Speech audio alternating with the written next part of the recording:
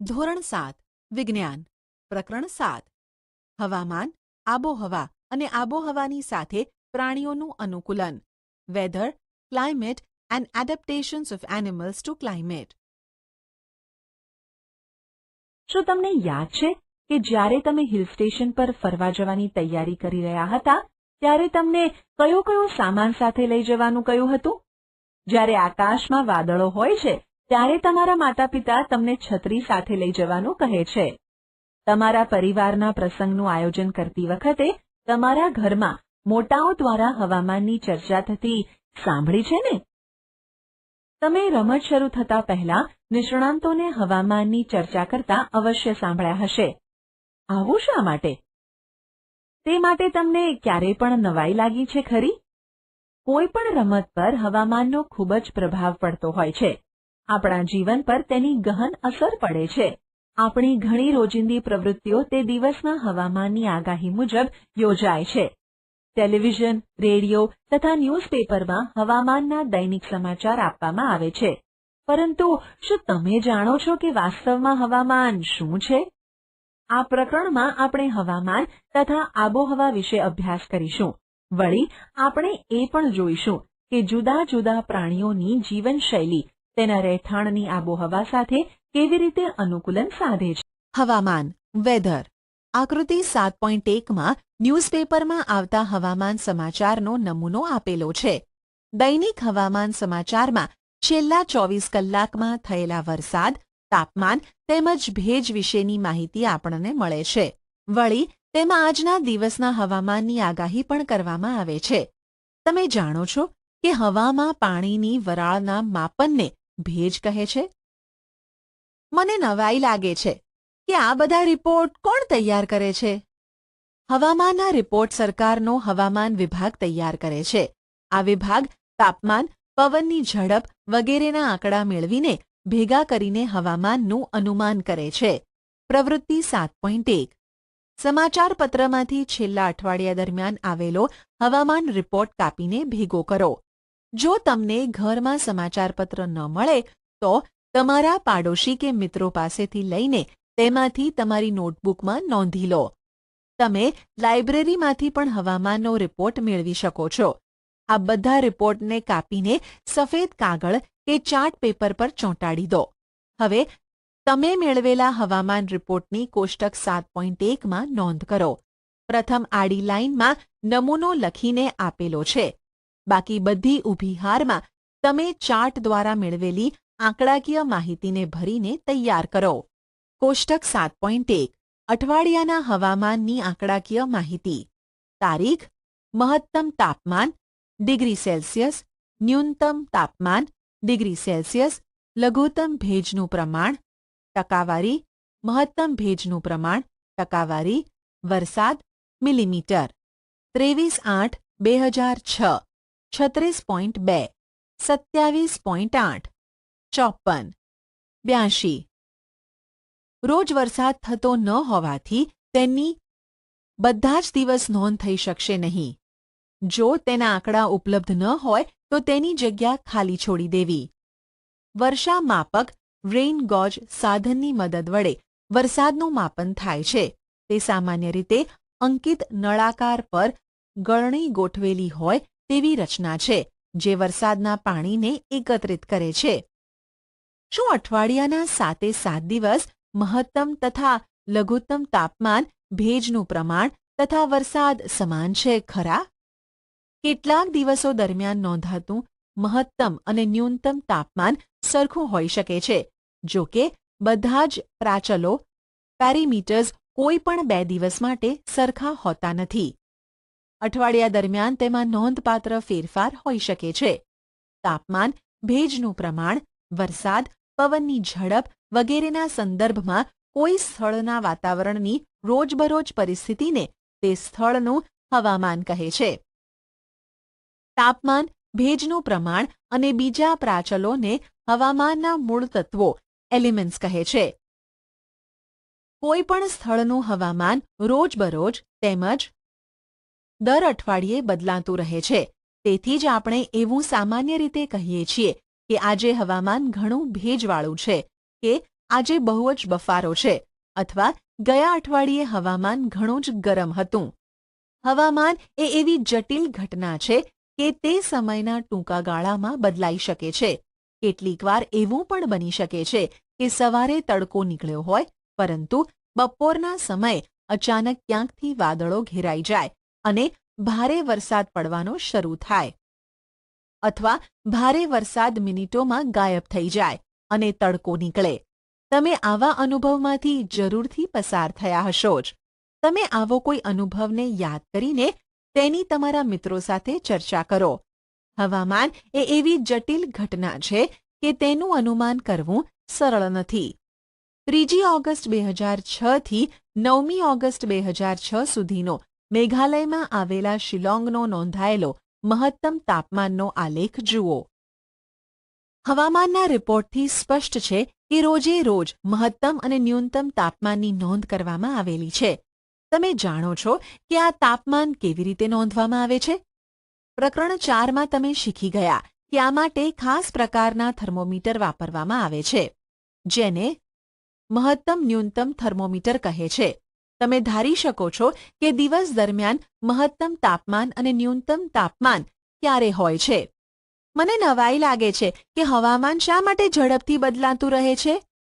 હવામાનનો પ્રાથમિક સ્ત્રોત કયો છે? સામાન્ય રીતે દિવસનું મહત્તમ તાપમાન બપોરના સમયે, જ્યારે ન્યૂનતમ તાપમાન વહેલી સવારે હોય છે. હવે તમે સમજી શકો છો કે ઉનાળામાં બપોરના સમયે શા માટે આપણને અકળામણ થાય છે અને વહેલી સવારે આપણને સારું લાગે છે. સૂર્યોદય અને સૂર્યાસ્તના સમય વિશે શું કહી શકાય? તમે જાણો છો કે શિયાળામાં વહેલું અંધારું થાય છે અને તમને રમવા માટે વધુ સમય મળતો નથી. શું શિયાળામાં ઉનાળાની સાપેક્ષે દિવસ ટૂંકો હોય છે? પ્રકરણના અંતે આવેલા પ્રોજેક્ટ પરથી તે શોધવા પ્રયત્ન કરજો. હવામાનમાં થતા બધા જ ફેરફાર સૂર્યને કારણે હોય છે. સૂર્ય એ ખૂબ જ ઊંચું તાપમાન ધરાવતો વાયુનો મોટો ગોળો છે. સૂર્ય આપણાથી ઘણો દૂર છે, છતાં સૂર્ય વડે પૃથ્વીને પ્રાપ્ત થતી ઊર્જા એ ઉષ્મા અને પ્રકાશનો સ્ત્રોત છે. તેથી સૂર્ય એ ઊર્જાનો પ્રાથમિક એટલે કે મુખ્ય સ્ત્રોત છે, જે હવામાનમાં ફેરફાર લાવે છે. સૂર્ય ઊર્જાનું પૃથ્વીની સપાટી તેમજ સમુદ્ર અને વાતાવરણ વડે થતું શોષણ, પરાવર્તન એ જે તે સ્થળનું હવામાન નક્કી કરવામાં અગત્યનો ભાગ ભજવે છે. જો તમે સમુદ્ર કાંઠાના વિસ્તારમાં રહેતા હોવ તો તમને અનુભવ થશે કે તમારા સ્થળનું હવામાન એ રણપ્રદેશ અથવા પહાડી પ્રદેશોના હવામાન કરતાં જુદું જ છે. આબોહવા, ક્લાઇમેટ. હવામાનશાસ્ત્રીઓ રોજે રોજ હવામાનની નોંધ કરે છે. કેટલાક દાયકાઓનો હવામાનનો રેકોર્ડ જાળવેલ હોય છે. આ પરથી જે તે સ્થળના હવામાનનું માળખું નક્કી કરવામાં મદદ મળે છે. લગભગ 25 વર્ષ જેવા લાંબા ગાળાના હવામાનના માળખાને તે સ્થળની આબોહવા કહે છે. જો કોઈ સ્થળ માટે મોટાભાગના સમય તાપમાન વધારે મળે તો આપણે કહીએ છીએ કે તે સ્થળની આબોહવા ગરમ છે. હવે જો આ સ્થળે મોટાભાગના સમય દરમિયાન ભારે વરસાદ પણ પડતો હોય તો આપણે કહી શકીએ કે તે સ્થળની આબોહવા ગરમ તથા ભેજવાળી છે. ભારતના 2 સ્થળોની આબોહવાની સ્થિતિ કોષ્ટક 7.2 અને 7.3માં આપવામાં આવેલી છે. આપેલા મહિનાનું સરેરાશ તાપમાન 2 તબક્કામાં જોવા મળે છે. પ્રથમ તો આપણને મહિના દરમિયાન નોંધાયેલ તાપમાનનું સરેરાશ તાપમાન જોવા મળે છે. બીજું, ઘણા વર્ષો દરમિયાન તાપમાનની સરેરાશ ગણતરી કરીએ છીએ, જે સરેરાશ તાપમાન દર્શાવે છે. આપેલા 2 સ્થળો શ્રીનગર, જમ્મુ કાશ્મીર અને કેરેલામાં આવેલું તિરુવનંતપુરમ છે. નોંધ: સરેરાશ કુલ વરસાદ એ લગભગ નજીકની કિંમતમાં છે. કોષ્ટક 7.2 અને 7.3ને જોતા આપણને જમ્મુ કાશ્મીર તથા કેરેલાની આબોહવાનો ફેરફાર સરળતાથી જોવા મળે છે. આપણે જોઈ શકીએ છીએ કે જમ્મુ કાશ્મીર કરતાં કેરેલા વર્ષ દરમિયાન વધુ ગરમ તથા ભેજવાળી આબોહવા ધરાવે છે. પશ્ચિમ ભારતના રાજસ્થાન જેવા વિસ્તાર માટે જોવા મળે છે કે વર્ષના મોટા ભાગના સમય દરમિયાન તાપમાન વધુ હોય છે, પરંતુ શિયાળા દરમિયાન વર્ષના થોડાક મહિના માટે તાપમાન ઘણું નીચું હોય છે. આ પ્રદેશમાં વરસાદ ઘણો ઓછો થાય છે, જે રણપ્રદેશની લાક્ષણિક આબોહવા છે, જે ગરમ અને સૂકી કહેવાય. ઉત્તર પૂર્વ ભારતમાં વર્ષના મોટાભાગના સમયે વરસાદ પડે છે. આથી આપણે કહીએ છીએ કે ઉત્તર પૂર્વ ભારતની આબોહવા ભેજવાળી છે. બધા જ સજીવો પર આબોહવાની ઊંડી અસર થાય છે. પ્રાણીઓ જે પરિસ્થિતિમાં રહેતા હોય તેમાં જીવિત રહેવા માટે અનુકૂલન સાધે છે. જે પ્રાણીઓ અતિશય ઠંડી કે ગરમ આબોહવામાં રહેલા હોય તેઓ સખત ઠંડી કે ગરમીથી બચવા માટે ખાસ વિશેષતાઓ ધરાવતા હોય છે. ધોરણ 6ના વિજ્ઞાનના પુસ્તકના પ્રકરણ 9ની અનુકૂલનની વ્યાખ્યા યાદ કરો. પ્રાણીઓની ખાસ વિશેષતાઓ અને તેઓ તેમને બધી પરિસ્થિતિમાં અનુકૂળ થવા માટે મદદરૂપ બને છે, જે ઉત્ક્રાંતિની પ્રક્રિયામાં પરિણમે છે. પ્રકરણ 9માં તમે ભૂમિ પર હવામાન તથા આબોહવાની અસર ભણશો. અહીં આપણે આબોહવાની પ્રાણીઓ પર થતી અસરનો જ અભ્યાસ કરીશું. ધોરણ 6માં તમે પ્રાણીઓના કેટલાક નિવાસસ્થાનને અનુલક્ષીને તેમના અનુકૂલન વિશે વાંચ્યું છે. ઉદાહરણ તરીકે, આબોહવાની પરિસ્થિતિના આધારે પ્રાણીઓનું અનુકૂલન આપણે ધ્રુવ પ્રદેશમાં તથા ઉષ્ણકટિબંધના વર્ષાવનમાં રહેલા પ્રાણીઓની જ ચર્ચા કરીશું. નામ મુજબ ધ્રુવ પ્રદેશો પૃથ્વીના ઉત્તર ધ્રુવ તથા દક્ષિણ ધ્રુવ નજીક આવેલા પ્રદેશો છે. Canada, Greenland, Iceland, Norway, Sweden, Finland, યુએસએનું અલાસ્કા અને રશિયાનું સાઇબિરિયા એ બધા જાણીતા ધ્રુવ પ્રદેશ નજીકના પ્રદેશો છે. Bharat, Malaysia, Indonesia, Brazil, Republic of Congo, Kenya, Uganda અને નાઇજીરિયા વગેરે ઉષ્ણકટિબંધના વર્ષાવનના ઉદાહરણો છે. પ્રવૃત્તિ 7.2 દુનિયાનો નકશો મેળવીને તેમાં ધ્રુવ પ્રદેશોને વાદળી રંગ વડે અને ઉષ્ણકટિબંધના પ્રદેશને લાલ રંગ વડે દર્શાવો. ધ્રુવ પ્રદેશ એ ચરમ આબોહવા એક્સ્ટ્રીમ ક્લાઇમેટ ધરાવતો પ્રદેશ છે. આ પ્રદેશ બરફ આચ્છાદિત હોય છે અને ત્યાં વર્ષના મોટા ભાગના સમયગાળામાં ખૂબ જ ઠંડી પડે છે. ધ્રુવ પ્રદેશમાં 6 મહિના સુધી સૂરજ આથમતો નથી અને બીજા 6 મહિના સુધી સૂરજ ઉગતો નથી. શિયાળાની ઋતુમાં તાપમાન -37°C સુધી નીચું હોઈ શકે છે. ત્યાં રહેતા પ્રાણીઓએ આ વિકટ પરિસ્થિતિ સાથે અનુકૂલન સાધી લીધું છે. ધ્રુવીય રીંછ તથા પેંગ્વિનના ઉદાહરણ વડે આપણે તેઓ કેવી રીતે અનુકૂલન સાધી શક્યા તે જોઈએ. ધ્રુવીય રીંછ પોતાના શરીર પર સફેદ વાળ ધરાવે છે, માટે તે બરફની સફેદ પૃષ્ઠભૂમિમાં સહેલાઈથી નજરે પડતું નથી. આ તેને તેના શિકારીઓથી બચાવે છે. વળી તેને તેનો શિકાર પકડવા માટે પણ મદદરૂપ થાય છે. તેના શરીર પર ઠંડીથી રક્ષણ માટે વાળની રૂંવાટીના 2 જાડા સ્તરો આવેલા હોય છે. વળી તેના શરીરમાં ચામડીની નીચેના ભાગમાં ચરબીનું સ્તર પણ હોય છે. વાસ્તવમાં તે ધીમી ગતિ કરે છે અને વારંવાર આરામ કરીને પોતાનું તાપમાન વધી ન જાય એ માટે પ્રયત્ન કરીને સારી રીતે ઠંડીથી પોતાની જાતને અલગ રાખે છે. ગરમીના હૂંફાળા દિવસોમાં તેની શારીરિક પ્રવૃત્તિઓને લીધે તેને ઠંડકની આવશ્યકતા ઊભી થાય છે. આથી તે પાણીમાં તરવાનું ચાલુ કરે છે. તે સારું તરી શકે છે. તેના પંજા મોટા અને પહોળા હોય છે. તેને કારણે તેને માત્ર તરવા માટે જ નહીં, પરંતુ બરફમાં ચાલવા માટે પણ ઉપયોગી બને છે. પાણીમાં તરતી વખતે તે તેના નસકોરાને બંધ કરીને પાણીની અંદર લાંબો સમય સુધી રહી શકે છે. તેની ઘ્રાણેન્દ્રિય સૂંઘવાની શક્તિ ઘણી પ્રબળ હોવાથી તે ખોરાક માટે શિકાર કરી શકે છે. નીચેની આકૃતિ 7.3માં ધ્રુવીય રીંછના અનુકૂલનનો ફ્લોચાર્ટ દર્શાવેલ છે. ધ્રુવ પ્રદેશમાં રહેલું સારી રીતે જાણીતું બીજું પ્રાણી પેંગ્વિન છે.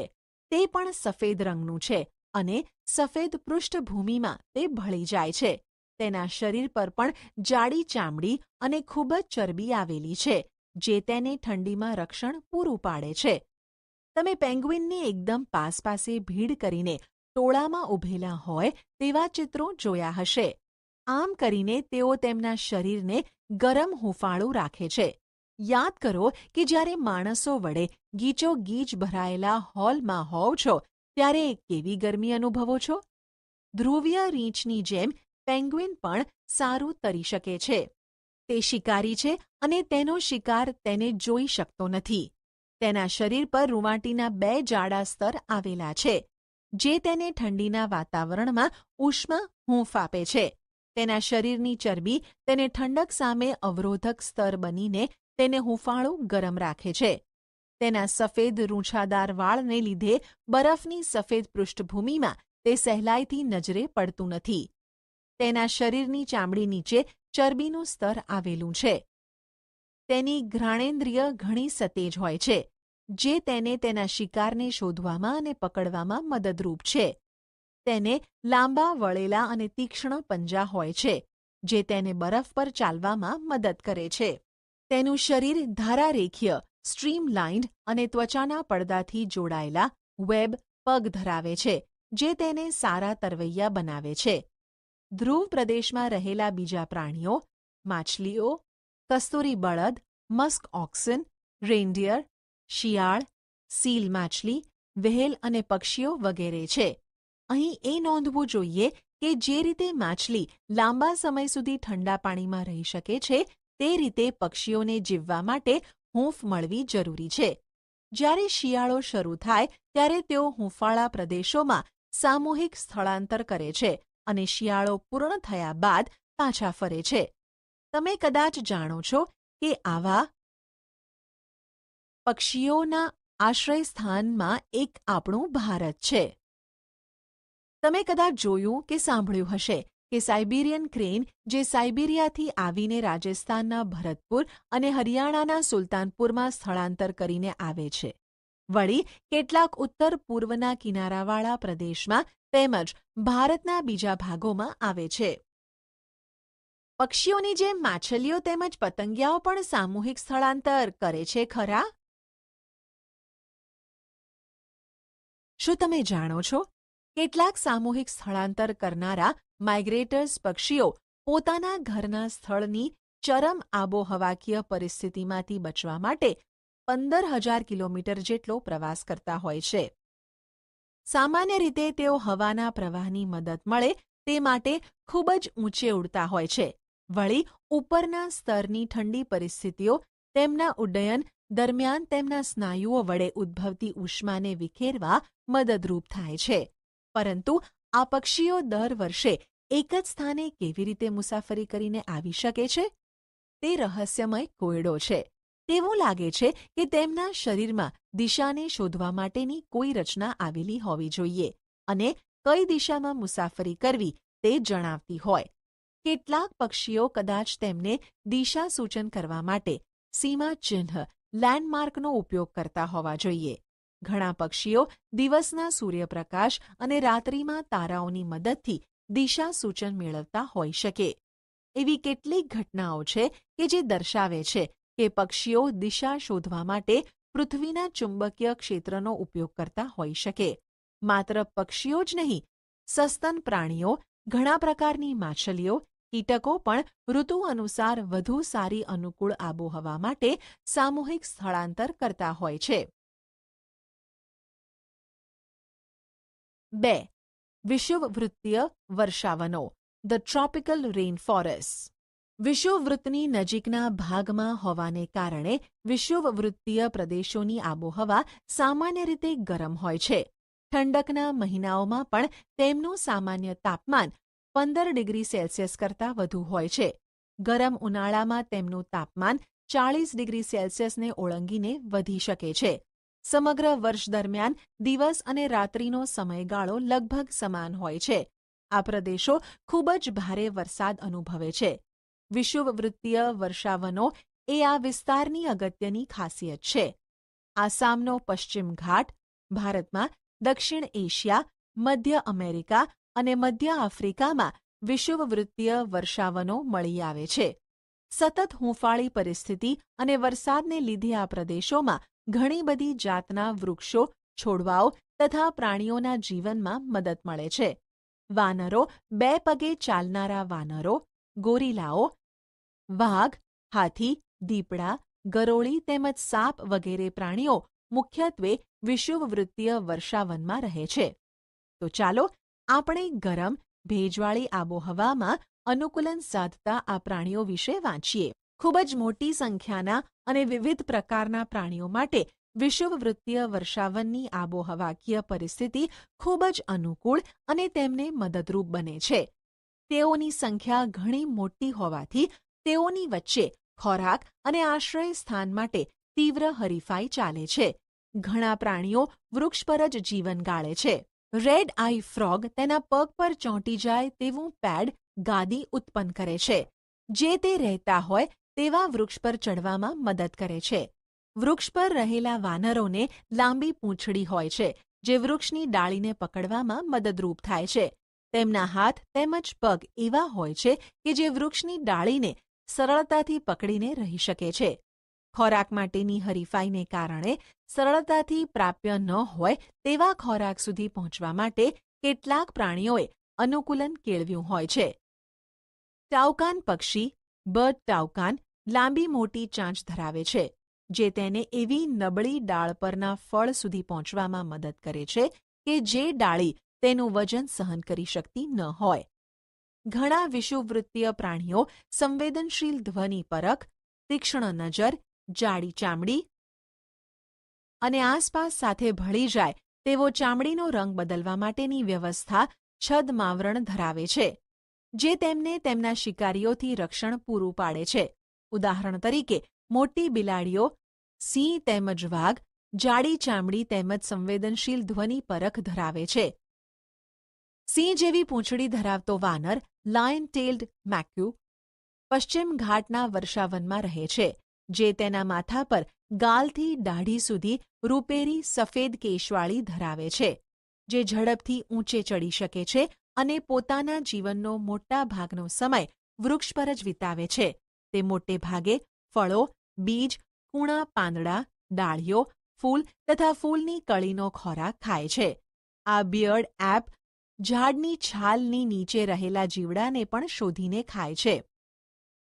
તેને વૃક્ષ પર જ પૂરતું ભોજન મળી રહેતું હોવાથી તે ભાગ્યે જ જમીન પર આવે છે. ભારતના વિષુવવૃત્તીય વર્ષાવનનું બીજું જાણીતું પ્રાણી હાથી છે. હાથી એ ઘણી જ નોંધપાત્ર રીતે વર્ષાવનમાં અનુકૂલન મેળવેલું છે. તેની સૂંઢને જુઓ, જે તેનો નાક તરીકે ઉપયોગ કરે છે, જે ગંધ પ્રત્યે અત્યંત સંવેદનશીલ છે. ખોરાકને પકડવા માટે પણ સૂંઢનો ઉપયોગ થાય છે. વળી હાથીના રૂપાંતરિત દાંત વૃક્ષની છાલ, જે તેનો પ્રિય ખોરાક છે, તેને ઉખેડવામાં ઉપયોગી છે. આમ હાથી ખોરાક માટેની હરીફાઈને સહેલાઈથી સંભાળી શકે છે. હાથીના મોટા કાન તેને અત્યંત મૃદુ અવાજ સાંભળવા માટે મદદરૂપ છે. વળી તે હાથીને વર્ષાવનની ગરમ અને ભેજવાળી આબોહવામાં શરીરને ઠંડુ રાખવા માટે મદદરૂપ થાય છે. પારિભાષિક શબ્દો: અનુકૂલન, એડેપ્ટેશન, આબોહવા, ક્લાઇમેટ, વાતાવરણના તત્વો, એલિમેન્ટ્સ ઓફ વેધર, ભેજ, હ્યુમિડિટી. તમે શું શીખ્યા? તાપમાન, ભેજનું પ્રમાણ, વરસાદ, પવનની ઝડપ વગેરેના સંદર્ભમાં કોઈ સ્થળના વાતાવરણની પરિસ્થિતિને તે સ્થળનું હવામાન કહે છે. હવામાન એ કોઈ પણ 2 દિવસ સામાન્ય રીતે સમાન હોતું નથી અને એક અઠવાડિયા પછીના બીજા અઠવાડિયે પણ સમાન જળવાતું નથી. દિવસના ભાગમાં બપોર પછીનું તાપમાન મહત્તમ હોય છે અને વહેલી સવારે તાપમાન ન્યૂનતમ હોય છે. વર્ષ દરમિયાન સૂર્યોદય તેમજ સૂર્યાસ્તના સમયમાં પણ ફેરફાર થતા હોય છે. હવામાનમાં થતાં સઘળા ફેરફાર સૂર્યને આભારી છે. લગભગ 25 વર્ષ જેટલા લાંબા સમયગાળામાં મળતા હવામાનના માળખાને તે સ્થળની આબોહવા કહે છે. પૃથ્વી પરના ધ્રુવ પ્રદેશ અને વિષુવવૃત્તીય પ્રદેશો વિકટ આબોહવાની પરિસ્થિતિવાળા પ્રદેશો છે. પ્રાણીઓ જે પરિસ્થિતિમાં રહેતા હોય તેની સાથે અનુકૂલન સાધે છે. ધ્રુવીય પ્રદેશ વર્ષ દરમિયાન ખૂબ જ ઠંડક ધરાવે છે. ત્યાં 6 માસ સુધી સૂર્ય આથમતો નથી અને બાકીના 6 માસ સુધી સૂર્ય ઉગતો નથી.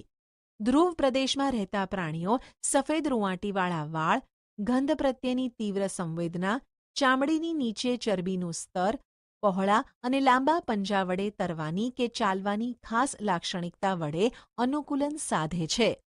સામૂહિક સ્થળાંતર એ સખત ઠંડી પરિસ્થિતિમાંથી છટકી જવા માટેની પ્રક્રિયા છે.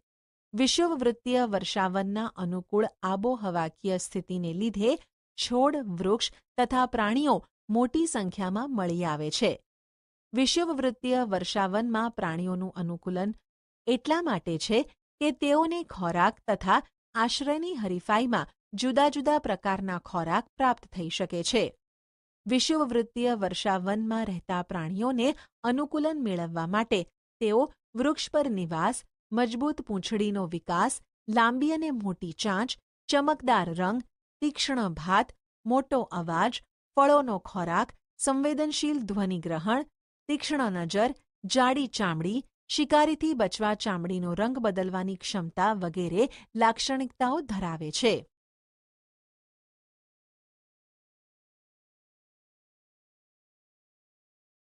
આપેલા વિકલ્પોમાંથી સાચો વિકલ્પ પસંદ કરી સબમિટ બટન પર ક્લિક કરો.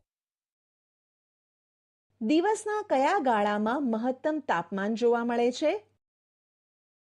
સરસ. નીચેનામાંથી આબોહવાની દ્રષ્ટિએ ઠંડો પ્રદેશ જણાવો. સરસ. સૌથી વધુ વરસાદ કયા પ્રદેશમાં જોવા મળે છે? સરસ. અતિશય ઠંડી આબોહવામાં અનુકૂલન સાધવા ધ્રુવીય રીંછ કઈ લાક્ષણિકતા ધરાવે છે? સરસ. તમારો જવાબ. રણ પ્રદેશની હવાની લાક્ષણિકતા કઈ છે? સરસ. એક અમાસ પછી બીજી અમાસ વચ્ચેના માપેલા સમયગાળાને કહે છે